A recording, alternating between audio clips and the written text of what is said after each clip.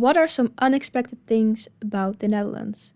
Now, as a Dutch person, I might not be the best person to tell you that because it is my culture and therefore it might not or should not be unexpected to me. And that's why we're going to react to two people today sharing their culture shocks about the Netherlands. And I'm very curious to see what they found unexpected about the Netherlands and see if I can give you any intel on why these things are the way they are and just give my perspective. So let's hop right in. The Netherlands is a unique country with beautiful homes, windmills, and canals. But since moving here, we've also experienced a bunch of unexpected things that we've never seen anywhere else. So today, we're going to share with you the 10 most unique and sometimes straight up weird things we've encountered since moving to the Netherlands.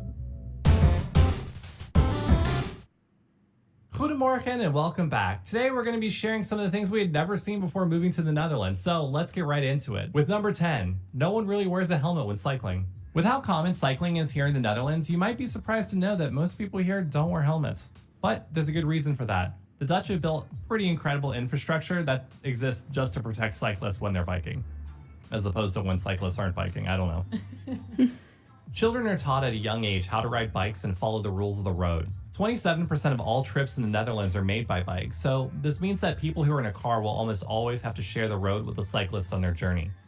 And this creates an awareness and willingness to share the road that's pretty much unmatched in any other country. Oh boy, I would get in so much trouble riding my bike without a helmet when I was a kid. Yeah, when you're a kid in the US, you're basically told that anytime you're on the bike, you have to wear a helmet. Yeah, that to me was a real culture shock, or just I didn't even particularly see that in the US because people are not really out there biking like Dutch people are.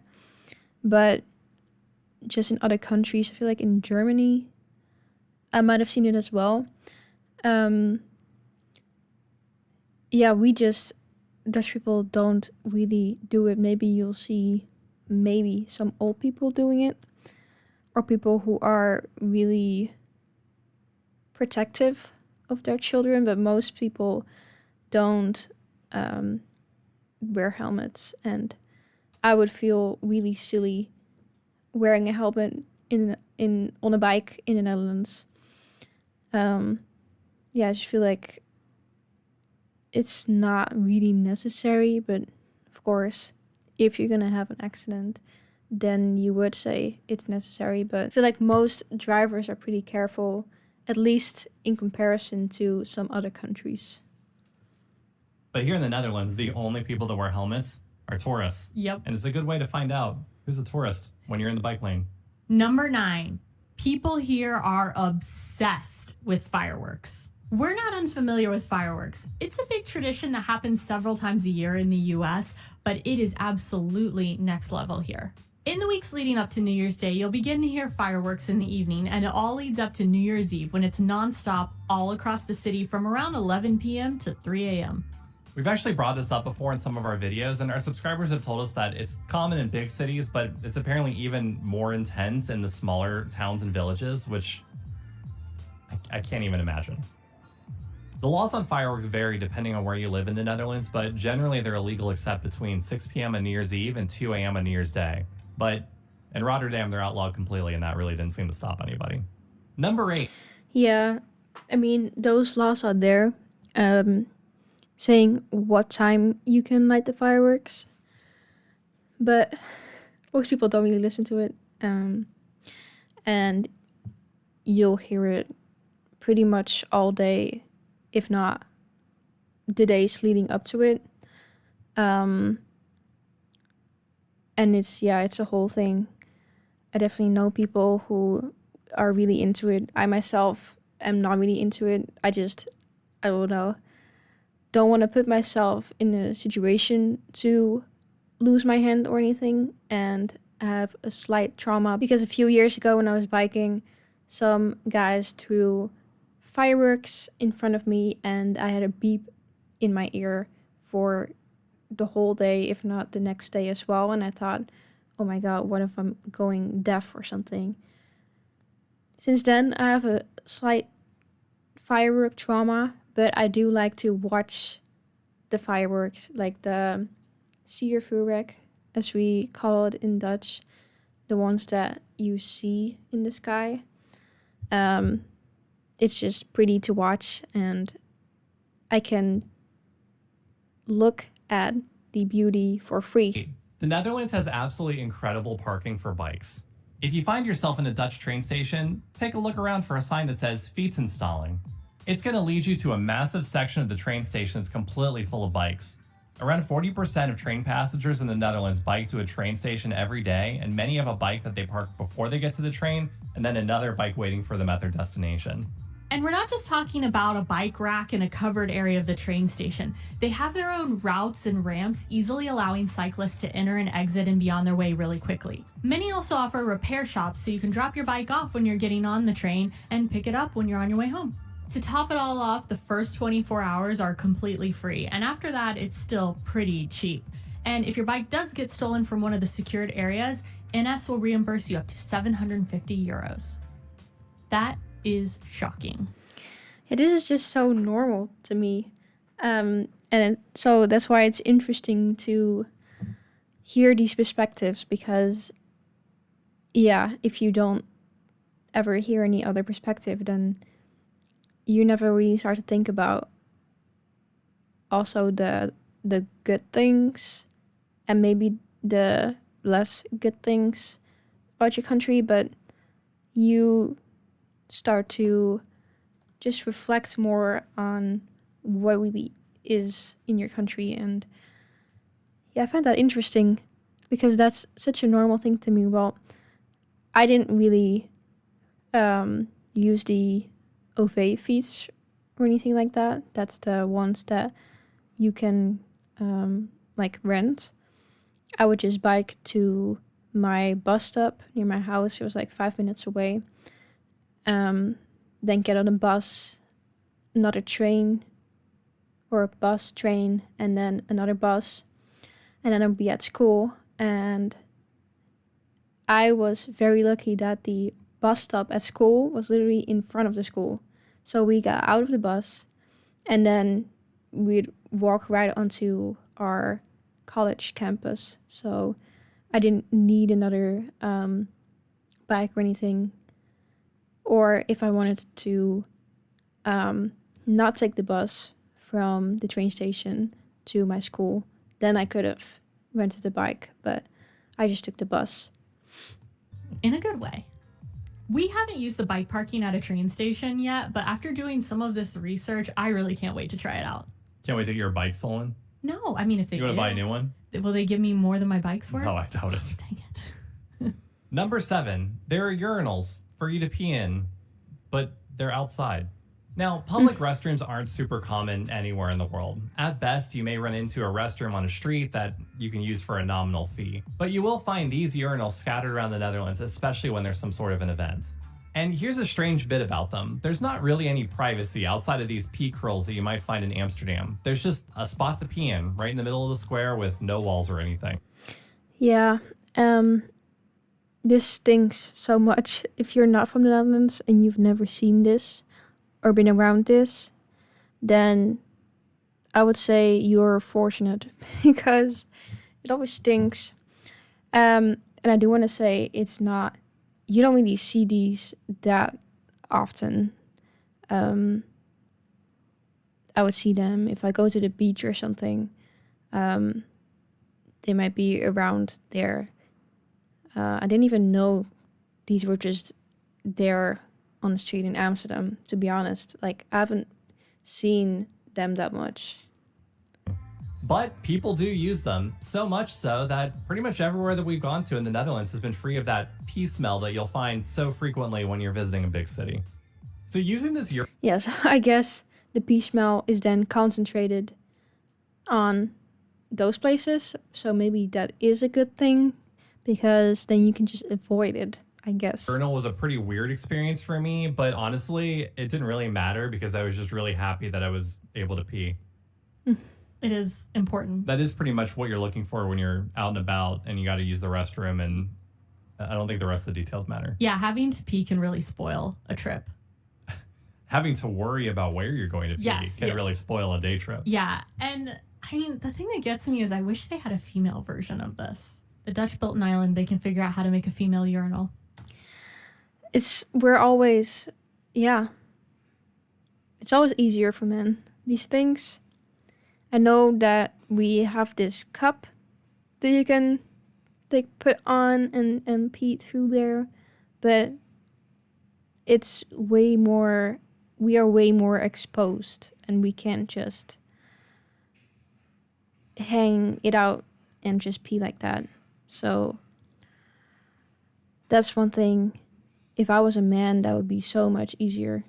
Just Number peeing. 6, Dutch people seem to really love licorice. The Dutch love licorice of all kinds, minty, honey, and even salty varieties. I'm not into mint licorice.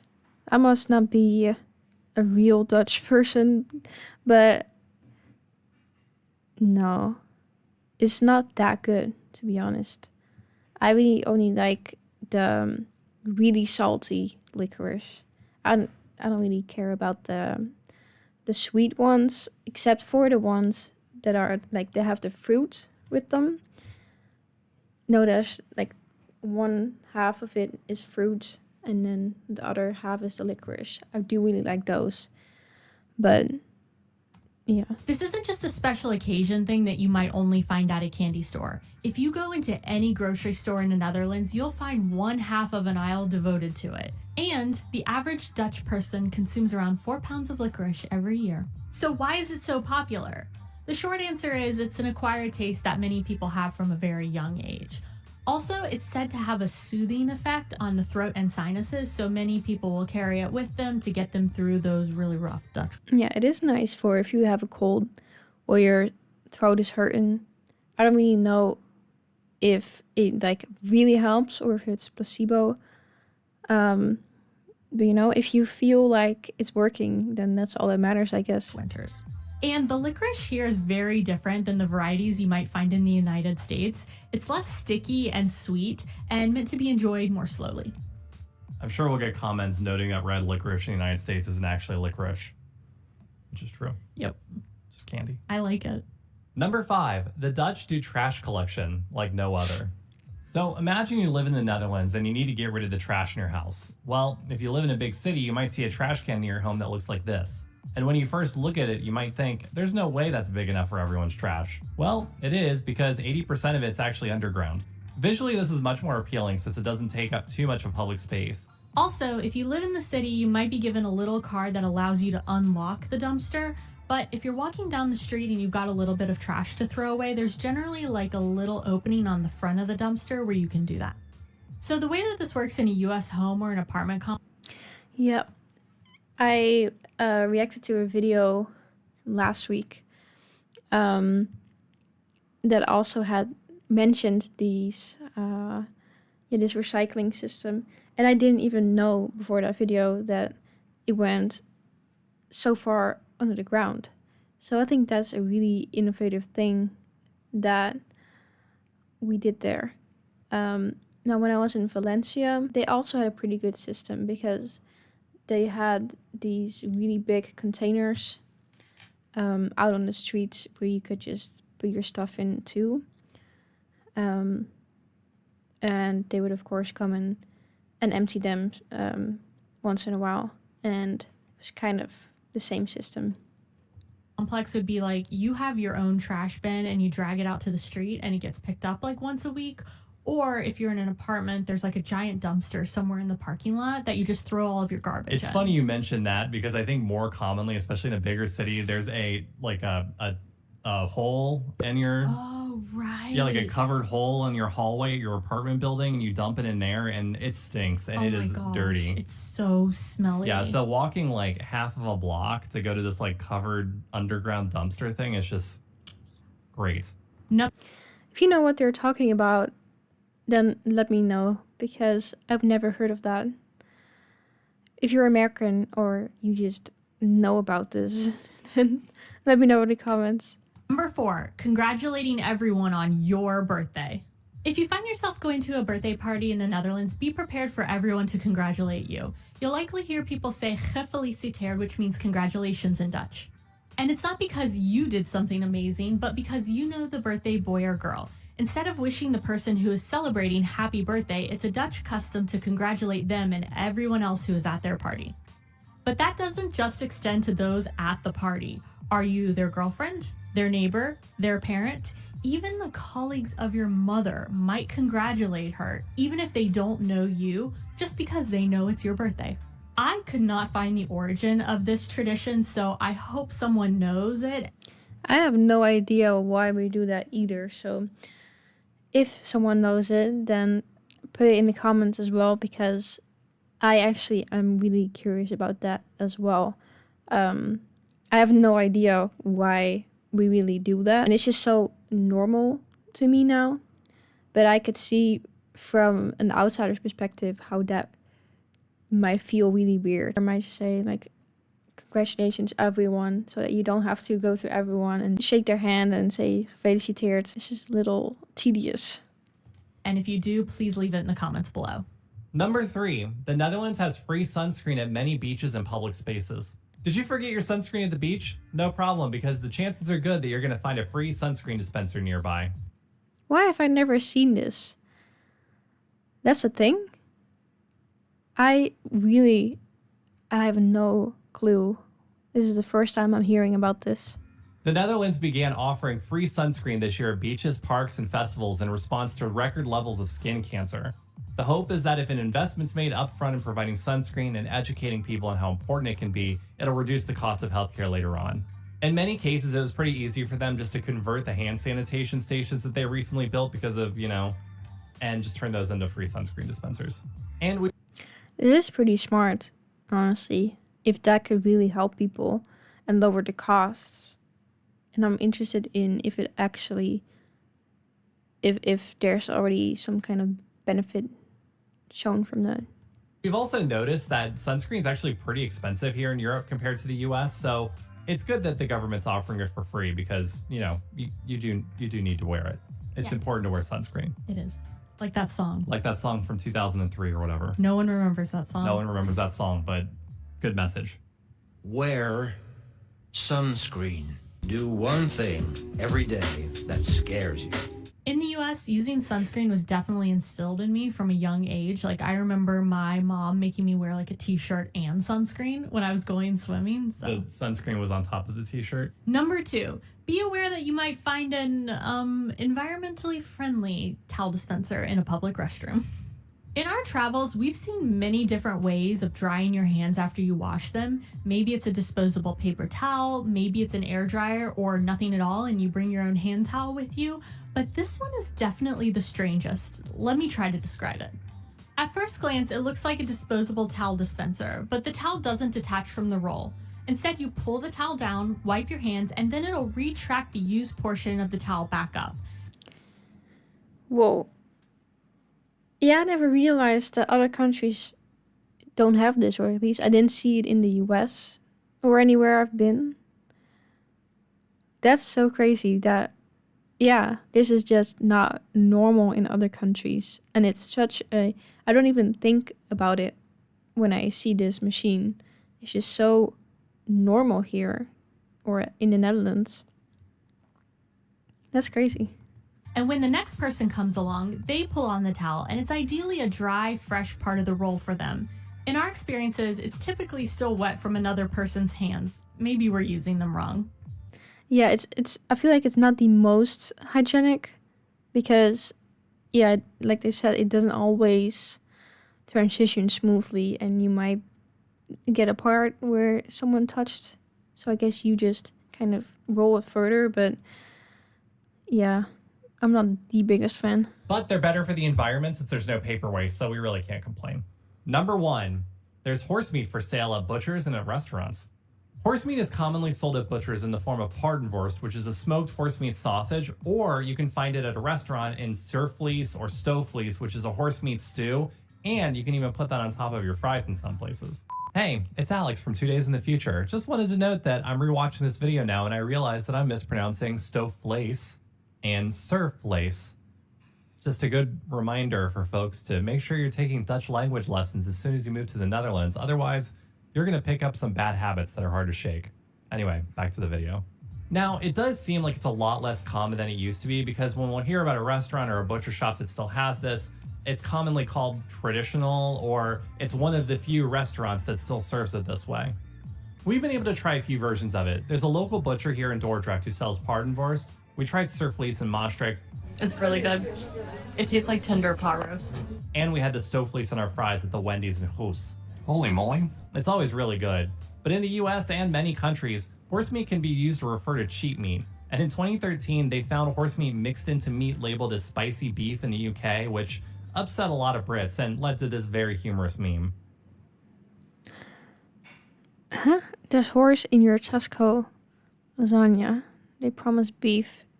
There's horse meat in the survlees all the time. Authentic. No. Yeah, I didn't know that sometimes there's horse meat in the stoofvlees. I was not aware of that. And I've not had the paardenworst. So I can't really say too much about that. So what are some weird, unexpected things about where you live? Let us know in the comments. And as always, thank you for watching. Yeah, it was very interesting to hear their perspectives and what really was unexpected for them.